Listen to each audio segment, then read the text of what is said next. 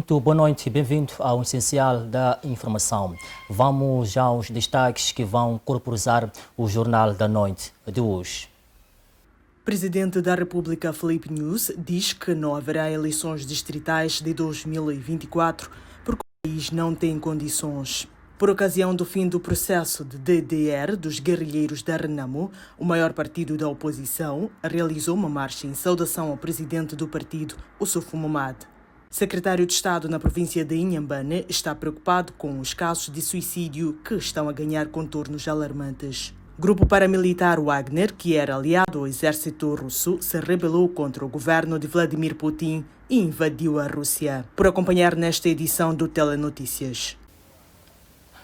Muito boa noite mais uma vez. Saiba que o chefe de Estado quebrou o silêncio. Anunciou esta sexta-feira que não haverão eleições distritais de 2024. Filipe Nunes diz que o país não tem condições para avançar com o escrutínio.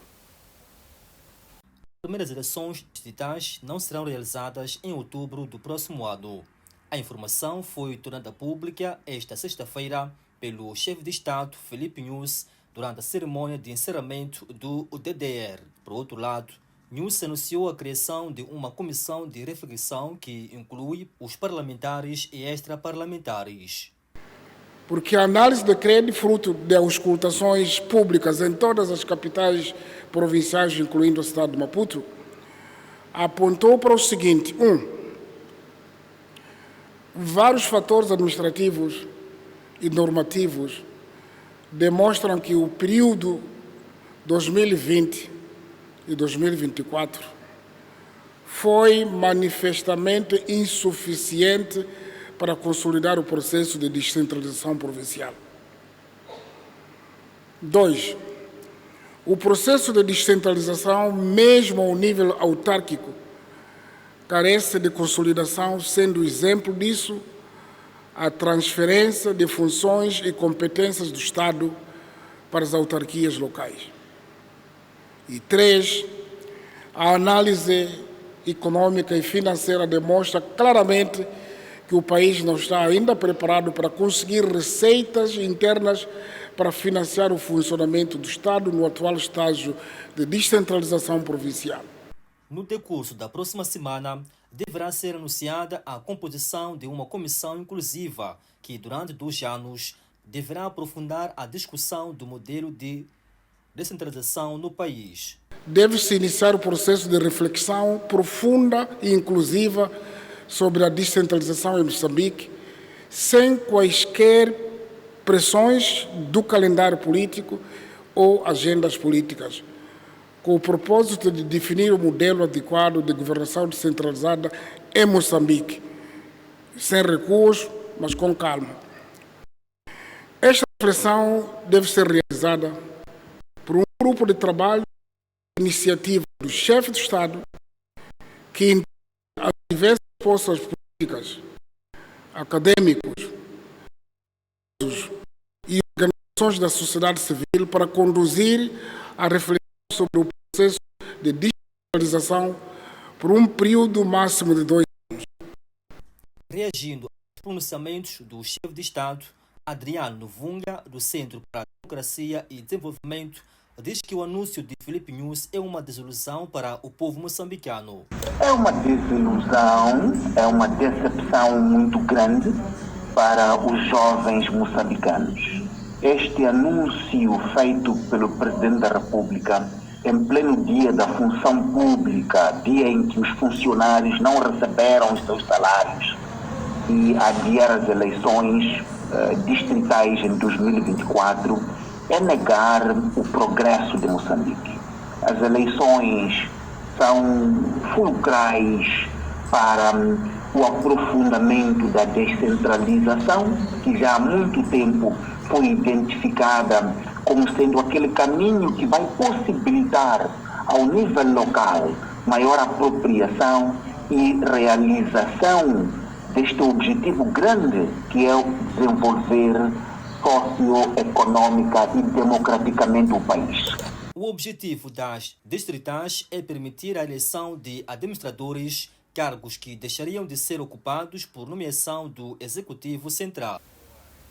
Muito bem, por ocasião do fim do processo do DDR, a Renamo realizou uma marcha em saudação, portanto, ao presidente Ossuf Momad. Na ocasião, Venâncio Mondlane disse que o fim do DDR nasce uma nova Renamo, mas não envolvida com as armas, portanto, para a resolução de problemas políticos. É com o sentimento de missão cumprida que o partido Renamo marchou na manhã deste sábado por ocasião do encerramento da última base em Vunduze. Segundo o deputado do maior partido da oposição, Venâncio Mondlane, com o fim do processo de desarmamento, desmilitarização e reintegração dos guerrilheiros daquele partido, nasce uma nova Renamo, envolvida numa luta política baseada nas palavras e não nas armas.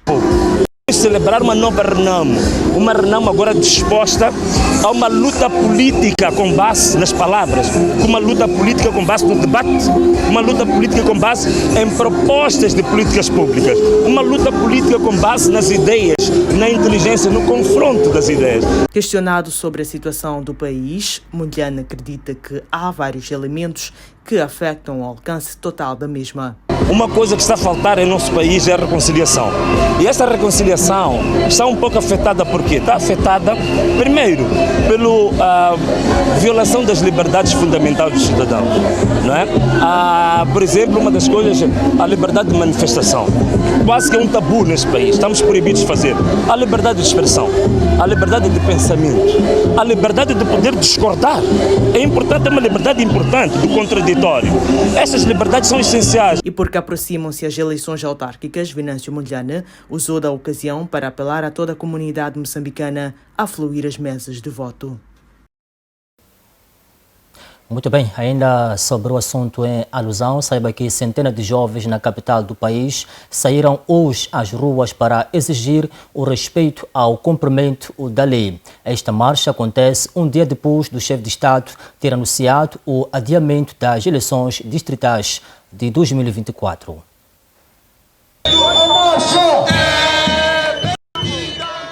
Vários jovens reuniram-se na manhã deste sábado em Maputo, numa marcha apelidada como Marcha da Liberdade. A iniciativa da marcha surge como forma de reivindicar os direitos plasmados na Constituição da República de Moçambique. Nós temos de libertar a consciência. Não adianta nada estarmos livres ou aparentemente livres numa prisão domiciliar ou numa liberdade condicional, enquanto a nossa mente não estiver livre. Porque a maior parte dos jovens ainda não tem a consciência de que eles é que são a força motriz para que o país possa estar bem. Eles são a força para que todas as coisas, para que todas as escalas possam estar bem. Então nós queremos resgatar a democracia. A democracia não existe. Não existe a democracia, os nossos direitos não se fazem sentir. É uma forma também de exaltar aquilo que é o Estado de Direito Democrático. Todos a poder manifestar e a exaltar aquilo que é o Estado de Direito Democrático. Convidamos mais uma vez a todos os jovens, onde quer que estejam, que possam fazer o bom uso da Constituição da República. Isto está plasmado no artigo 51 e nós aqui estamos mais uma vez para poder exaltar aquilo que é a liberdade e a democracia em Moçambique. O acesso à educação, à saúde e uma vida condigna são aspectos apontados como sendo os de maior preocupação. O nosso país é um país de jovens agora, muito mais, é um país de jovens, e os jovens não têm emprego, não têm acesso à escola, e as universidades privadas são muito onerosas e lutam por formação todos. Como é que havemos de nos formar? De tudo que é vicissitude em Moçambique, o primeiro a sofrer por isso é a juventude. Somos a maioria, sim, mas uma das questões que são mais exaltadas pelos jovens estão ligadas ao acesso ao emprego, à habitação, a melhores condições de vida de antemão. E importa referir que desses jovens, na sua maioria, clamam pela inclusão e participação política acima de tudo. A Marcha da Liberdade é realizada nas vésperas do Dia da Independência Nacional e contou com a presença de centenas de jovens. Vamos à terra do Boa Gente, ou portanto da Boa Gente, onde o governo mostra-se preocupado com os casos de suicídio que estão a ganhar contornos alarmantes naquela parcela do país e diz que as congregações religiosas têm contribuído para que tal aconteça por conta de falsas promessas. Quem se suicida não toma decisão de repente. Tem atos preparatórios. e às vezes avança, às vezes recua, mas se nós não sabemos quais são os sinais, não temos como ajudar. E é como se dizia que ele vai, mas depois sofremos os que ficamos. Porque uma das maiores culpas que nós temos é que nós devíamos ter ajudado e não ajudamos. Vimos os sinais e ignoramos. Mas só quem está preparado para lidar com este tema nos pode ensinar a ver os sinais. Então, eu penso que não há problema nenhum em nós, como líderes, chamarmos quem é especialista dessa área para falar. Havemos de complementar com a nossa parte. E um dos problemas que nós temos é que a igreja hoje já não está a fazer. Não estamos a dizer que é regra. Alguém dizia que, retirou-se a parte espiritual, agora está-se a vender promessas. A igreja hoje vende promessas. E quando se vende promessas, as promessas não acontecem, há frustrações. E onde há frustrações, a chance de ocorrerem suicídios e qualquer outro mal é maior. E quando se vende promessas também, começamos a criar aquela questão de falta de paciência. Repudiamos, em primeiro lugar, os suicídios que têm assolado a nossa província, e a igreja tem feito o seu papel, que é educar a sociedade, amar uns aos outros e também a proclamar o reino de Deus.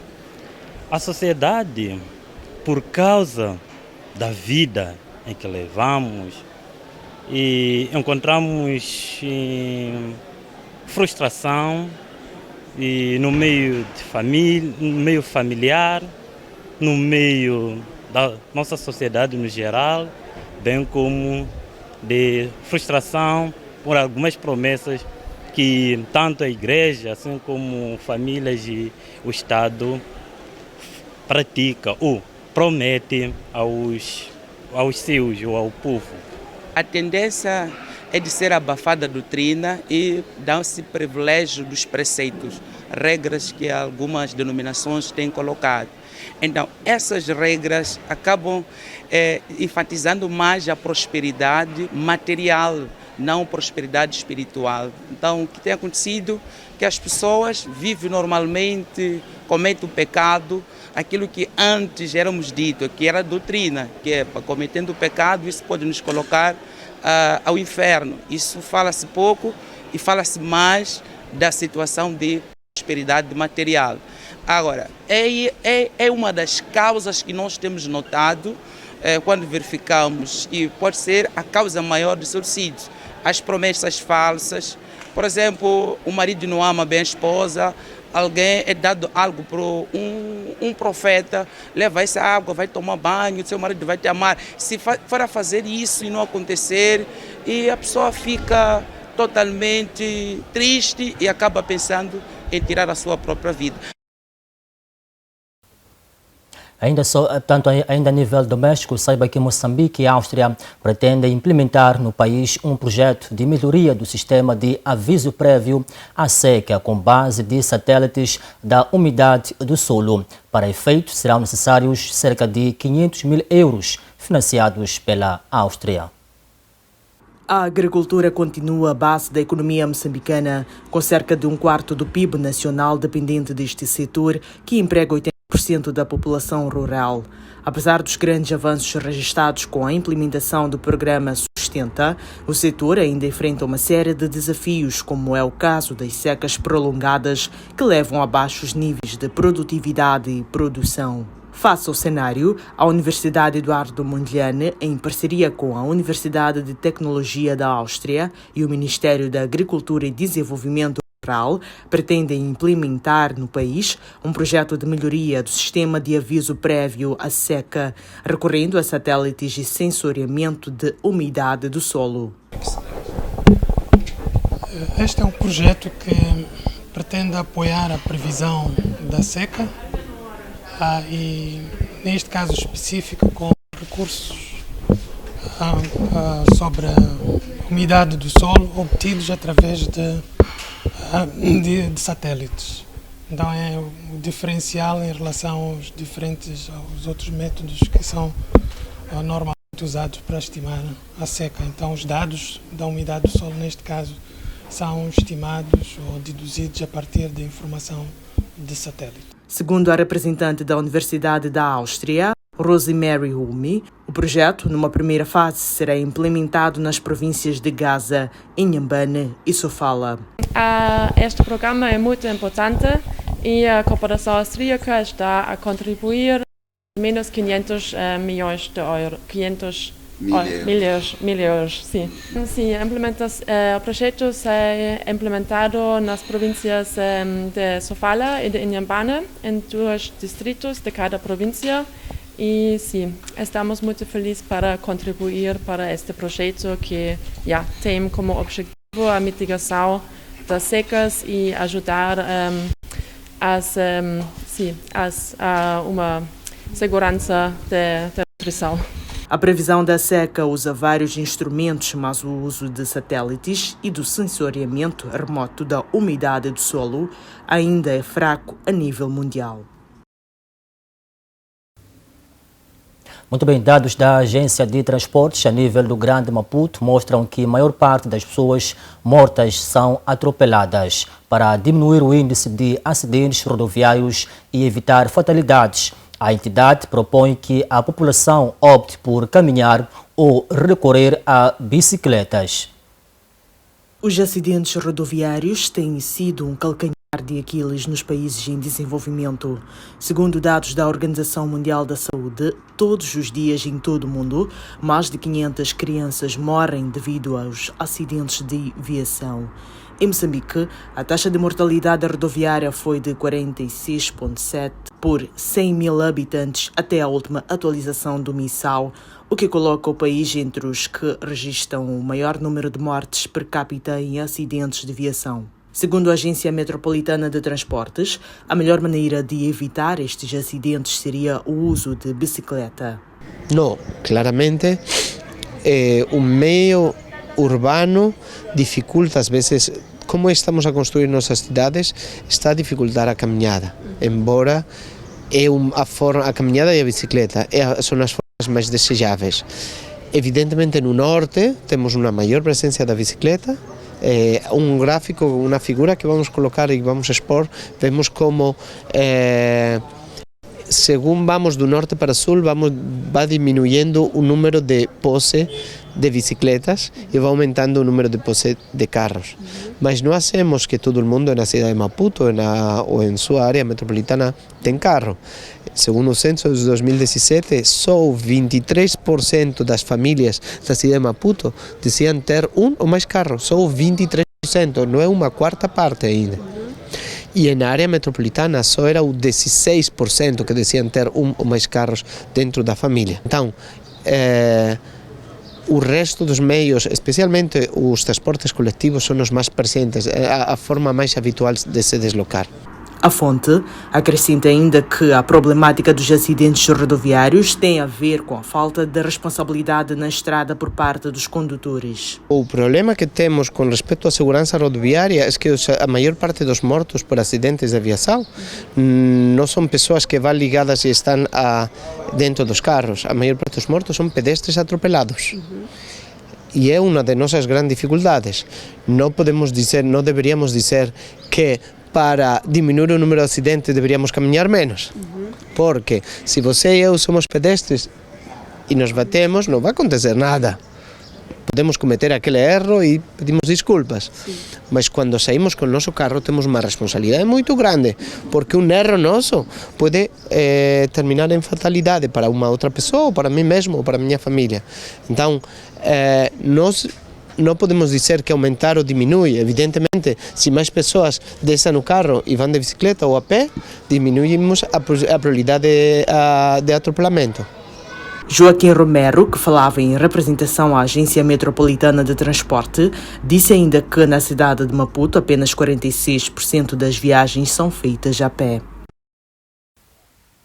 Muito bem, vamos já à previsão de tempo para que possamos ver então as condições atmosféricas para o dia de amanhã e vamos obviamente começar com a zona norte do país. Começamos com Pemba, que amanhã poderá se marcar máxima de 29 graus Celsius, uma mínima de 19, Nampula 25 de máxima, mínima de 15 e Lixinga amanhã poderá se registrar uma máxima de 21 graus Celsius com uma mínima de 11. Depois da zona norte do país, escalamos até ao centro ao centro do país, onde Quelimane poderá estar amanhã uma máxima de 27 graus Celsius com uma mínima de 16, Tete 28 de máxima e 14 de mínima, Chimoio 25 graus Celsius de máxima, uma mínima de 9 e finalmente Beira poderá sim marcar uma máxima de 27 graus. É a vez da zona sul do país. Começamos com Xai-Xai, que amanhã poderá marcar uma máxima de 27 graus Celsius com uma mínima de 14. Inhambane, terra de boa gente, 25 de máxima, uma mínima de 16. E finalmente Maputo, 27 graus Celsius de máxima com uma mínima de 14. Vamos à informação cambial para que possamos ver então como é que se comportam as principais moedas. Começamos com o dólar, que pode ser comprado a 63,25 e vendido a 64,51 centavos. O rand, por sua vez, pode ser comprado a 3,39 e vendido a 3,46 centavos. Euro, 68,88 a compra, venda 70,26 centavos. Por fim, a libra pode ser comprado a 80,4 centavos, a sua venda 80. Esta foi a informação cambial. A essa altura vamos observar uma brevíssima pausa. Voltamos com mais histórias aqui no Jornal da Noite. Até já.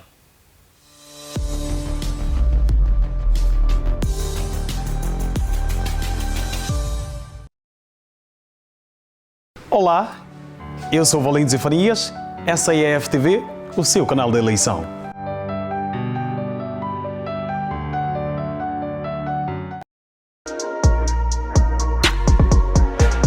Olá família, eu sou o Manas Laser e desta forma passo para lhe fazer o convite a assistir o programa FTV Hits. Programa este que vai ao ar de segunda a sexta a partir das 16h30. Eu só quero estar, mas ninguém. Essa distância entre nós não me faz bem, não me faz bem. Hey menina, valoriza tua melanina, pois ela que te deixa mais linda. Aqui você acompanha todas as novidades do mundo da música, atualizações das carreiras dos artistas. A música é baseada em fatos reais, como é que é?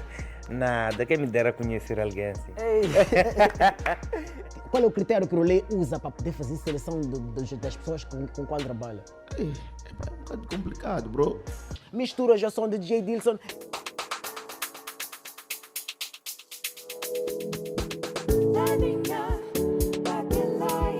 Vídeos e muito mais.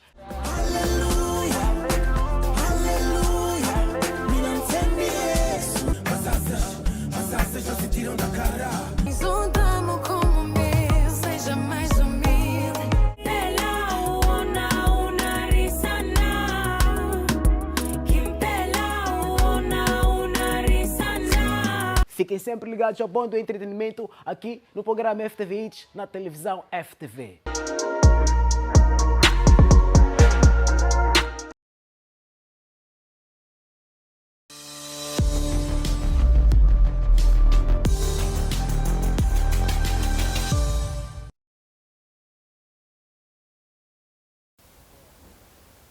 Muito bem, estamos de volta, renovamos votos de uma boa noite, assim que está a acompanhar neste momento o Jornal da Tarde. Vamos começar a contar as histórias que marcam a atualidade internacional. Saiba que Vladimir Putin classificou como traição a rebelião armada promovida pelo líder do grupo paramilitar Wagner, prometendo defender o povo e a Rússia numa declaração divulgada pela televisão estatal. O presidente russo Vladimir Putin classificou hoje de traição à rebelião armada promovida pelo líder do grupo paramilitar Wagner Yevgeny Prigozhin, prometendo defender o povo e a Rússia numa declaração divulgada pela televisão russa. Falei com os comandantes que me disseram que se trata de um levantamento militar para onde foram levantados todos os combatentes do grupo Wagner, começou por dizer Putin ao país. Apelando ainda, devemos pôr de parte todos os confrontos e zangas entre nós para que não nos destruam a partir de dentro, tecendo acusações contra a máquina econômica e contra a propaganda do Ocidente. Quem luta contra a nossa unidade, luta contra o povo, acrescentou, apelando à união de todas as forças. Putin acusa o líder do grupo Wagner, Yevgeny Prigozhin, de traição e fala num motim armado. Esta é uma campanha aventureira criminosa. É equivalente a um motim armado. A Rússia irá defender-se, indica o chefe de Estado russo. Estamos a lutar pela vida e segurança dos nossos cidadãos e pela nossa integridade territorial, afirma. É uma tentativa de destruir-nos por dentro. Isto é uma traição, reforça. Ameaça ainda. Todos aqueles que seguiram o caminho da traição serão punidos e responsabilizados. As Forças Armadas receberam as ordens necessárias. No seu discurso, Putin disse também que este motim interno é um golpe mortal para a Rússia, descrevendo o ataque como uma facada nas costas. Ainda fora de Porto, saiba que o governo norte-americano anunciou sanções contra um alegado espião russo acusado de interferir nos processos eleitorais dos EUA, Espanha, Ucrânia, Reino Unido e Irlanda. O Departamento do Tesouro dos Estados Unidos da América identifica o indivíduo sancionado como Alexei Borisovich Sokodolov e diz que o espião trabalhou para o Serviço Federal de Segurança da Rússia, o principal serviço de segurança do país e assessor da temida KGB. Segundo o governo norte-americano, Sokodolov era responsável por supervisionar Lonov e os dois trabalharam juntos em operações de influência do mal para interferir nas eleições dos Estados Unidos, Ucrânia, Espanha, Reino Unido e Irlanda. A AF perguntou ao Tesouro quais eleições especificamente esses indivíduos tentaram sabotar, mas não obteve resposta. O Departamento do Tesouro não especificou quais as eleições sujeitas à interferência, detalhou apenas em comunicado que Sokodolov e outro delegado espião russo, também hoje sancionado, e agora Sergei Popov, tentaram interferir em eleições locais nos Estados Unidos. Com estas sanções, os Estados Unidos da América pretendem congelar os bens que os indivíduos repreendidos possam ter no país e proibi-los de realizar transações financeiras com qualquer cidadão norte-americano, dificultando o seu acesso ao sistema financeiro internacional baseado no dólar. Supremo Tribunal do GOA deu esta sexta-feira uma vitória ao governo de Joe Biden a autorizar a sua política de expulsão do país de pessoas sem documentos. Por 8 votos e 9, o tribunal rejeitou o recurso apresentado pelos estados do Texas e Louisiana, controlados por republicanos. Esta decisão permite a entrada em vigor de uma diretiva adotada em setembro de 2021 pelo secretário da Administração Interna, Alejandro Mayorkas, que instruiu a Polícia de Imigração para que concentrasse os seus esforços nos estrangeiros que representassem uma ameaça terrorista ou criminal. Mais de 11 milhões de pessoas estão imigrados no GOA sem documentação. Mayorkas justificou a sua decisão afirmando: "Não temos os recursos para deter e expulsar todos."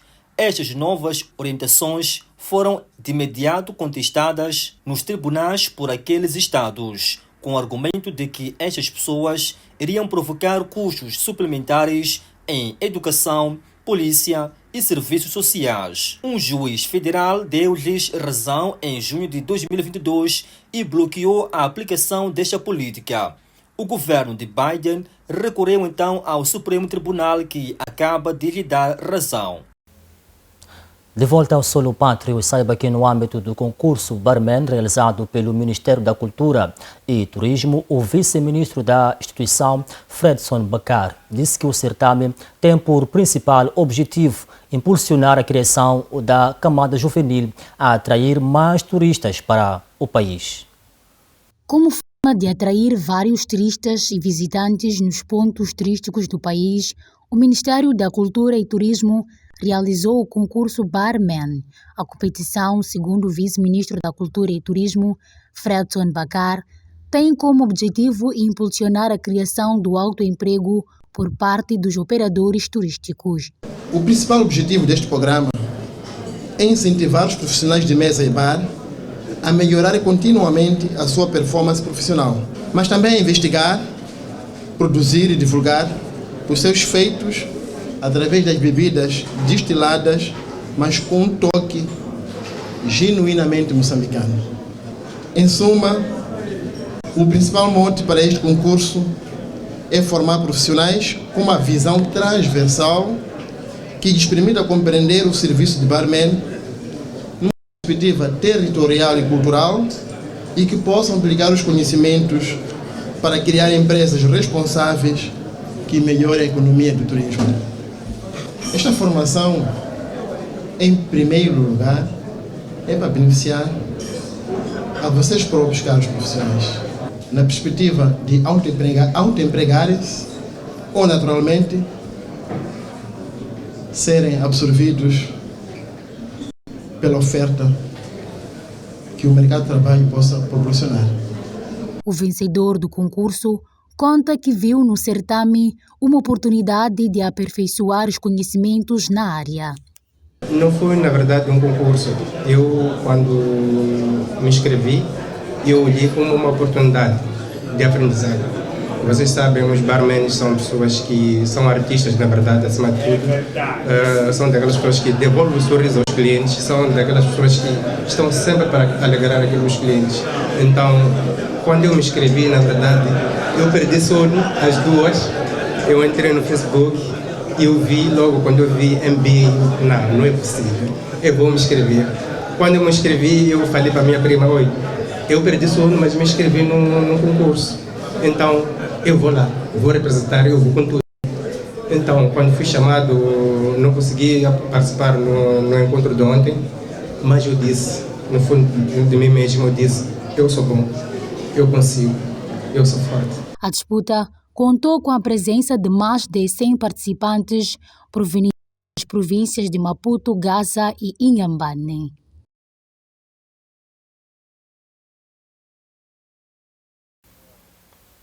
Está tudo pautado, gratos pela atenção dispensada. Vemo-nos numa próxima oportunidade, se Deus quiser.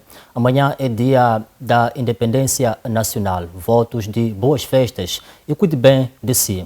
Boa noite.